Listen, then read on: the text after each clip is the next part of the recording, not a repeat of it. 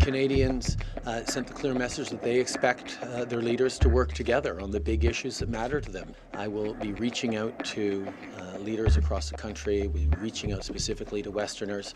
Much of this campaign tended to be around me, and I do hold a bit of responsibility for that.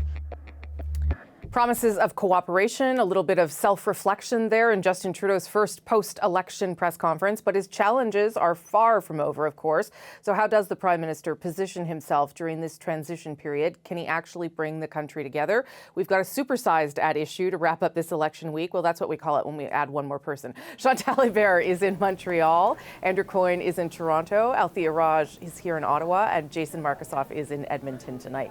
You make it the supersized part there, Jason, in case you didn't know. Okay, I contain multitudes.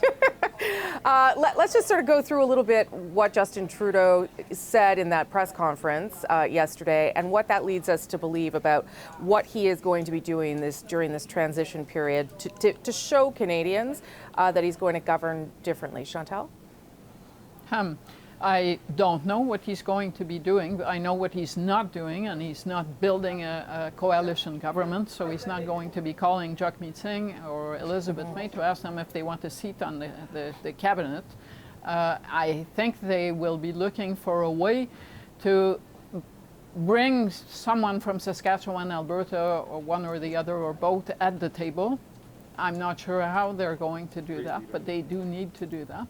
And I assume that they will craft a speech from the throne that will be easy for the NDP to support.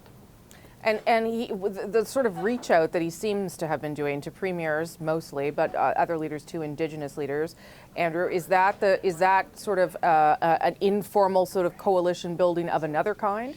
Well, he's certainly going to have to work with the premiers, and he's going to have to work from a much weaker position than he had in his first term in government. You certainly saw a change in tone today from the almost triumphalist speech on election night. You didn't see much in the way of actual concessions, and not necessarily, you shouldn't necessarily expect to. And you also didn't really see much in the way of accepting responsibility for the tone of the campaign. When he said it was about me, I think he was more referring to the attacks on him. And there was blame to be shared all around for the way that campaign went. But he must realize that he's in a different world than he was before. It will be interesting to see some of his staffing decisions as to whether he's able to put together a team that recognizes how much the world has changed from just a week ago. Althea? I think he doesn't actually know what he's going to do. He might find more ideologically friendly allies in municipal governments in Alberta and Saskatchewan. We know he spoke to Mayor Nenshi because Mr. Nenshi said so.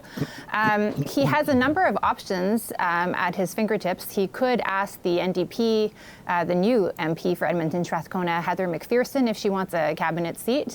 There's a vacancy in Saskatchewan. He could appoint somebody to the Senate and name that person to the cabinet. He could put somebody that's already in the Senate. Grant Mitchell is a non-affiliated member. Maybe he could be in the Senate.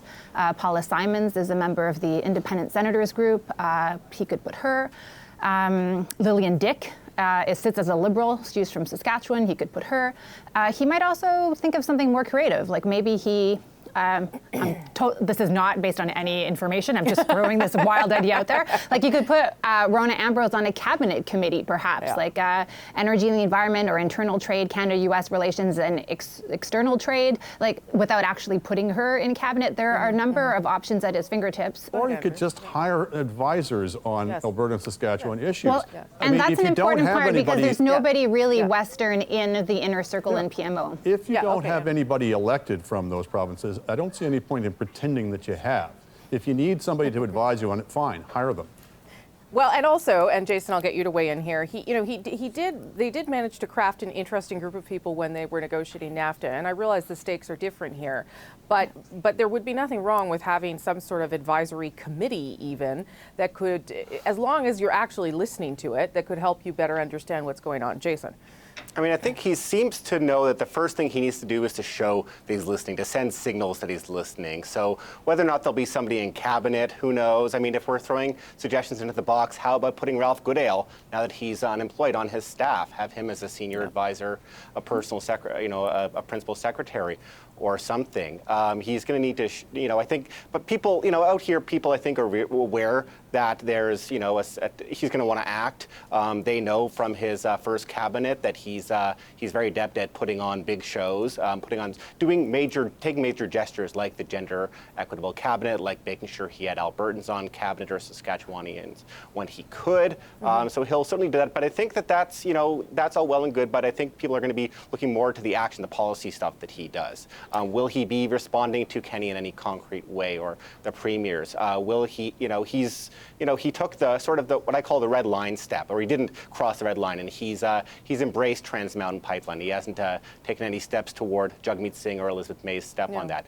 Those things are vital. Some of them will he give kind of the concessions that suddenly reverse himself and implement the Andrew Scheer oil strategy like Albertans would love him to do?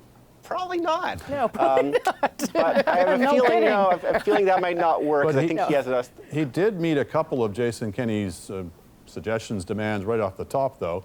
He said he was not going to do any kind of deal with the NDP, and he said he was going to push through the Trans Mountain Pipeline. So he's already gone part of the way to addressing some of Jason Kenney's issues. And for the record, neither of those statements is caused by the result of the election. This is a party that was consistent on its desire to see the expansion done, and I would have been amazed if he had said anything else, but I suspect that by the same token, the regulatory framework put in place along with the carbon tax for future projects is also non-negotiable. He's not going to back off from them. Those changes, the legislative changes, And to those demands from Alberta and Saskatchewan, which are well known, it cuts both ways. As it happens, two-thirds of voters across the country voted for parties that actually back carbon pricing and back a strong response to climate change, or a stronger response to climate change. So to wake up the morning after the election, as the Premier of Saskatchewan did, and say, now take all of Andrew Scheer's platform immediately and withdraw all of your policies, is like telling voters, we don't care that two-thirds of you have just validated a tougher approach to climate change than the one you advocate. And by the same token, two-thirds of the electorate voted for parties that supported the pipelines. So the left has to take some water in its wine as well. But to that end, though, doesn't the job of Environment Minister and Natural Resources Minister become pretty critical now in terms of who you put in those places? Yeah, I think so. I mean, I'd be surprised that like Jonathan Wilkinson or something like that. Like he was the fisheries minister, doesn't get like the environment, for example, or I think there will be a lot of virtue signaling. There was a lot of virtue signaling with the Liberal government, period. I think we're just going to see more of it. But I on the substantive point and on Chantal's point, it's not just like Alberta and Saskatchewan are very important, and they're very important to the economy of the country, but there are also like more people who voted for the government's agenda in like the GTA and Toronto, and there are way more people there than there are in Alberta and Saskatchewan. Okay, I'm going to take a little break, everyone, and it's just a little break, but At Issue is going to be back for another round. We'll talk a little bit more about the premiers, their message for Ottawa, and what the Prime Minister should make of that right after this. Given the government that we're facing in Ottawa now, we must be self-reliant to protect our future. We will show and prove to the people of Quebec that when something is good, not for us, for them, we will work for it. Just some of the messages from Premier Kenney and opposition leaders, the Bloc opposition, and the messages they're directing to Ottawa. So what's their strategy to deal with this new Liberal minority government? Andrew, Chantal, Althea, and Jason back for another round. Jason, I'm going to start with you on this because it's also budget day in Alberta today. And, I understand what Jason Kenney's doing, advocating and lobbying for his citizens, and that's good. But I wonder if there's not a risk to that as well. Well, certainly he doesn't want to be seen as, he doesn't want to be seen as Captain Separatism in the rest of the country or by his own residents. But what he wants to do is, take advantage of a crisis and turn it into his own opportunity to try to get his agenda items passed. And he also, he's doing interesting things. This whole referendum he's promised on equalization. In actuality, it's absurd and would have no effect. But what people in his team have told me, I can get to that later on. Yes.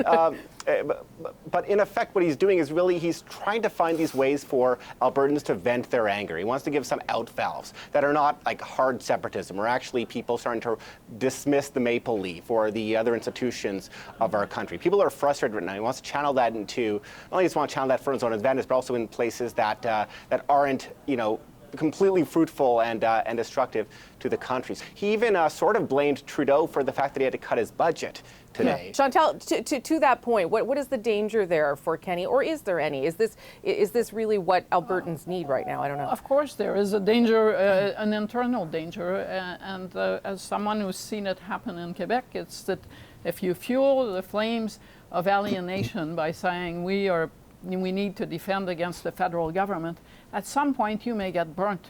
Andrew. He's also potentially got future national leadership aspirations that I think he would want to keep one eye on. But I agree with Chantal, you ride the tiger, you can end up inside it. You've got to be careful, particularly this panel that he's appointing to go around and listen to how Alberta's place in the Federation can be improved. Yeah. On the surface, that seems anodyne enough, but it could well become a forum for people making all kinds of wild suggestions.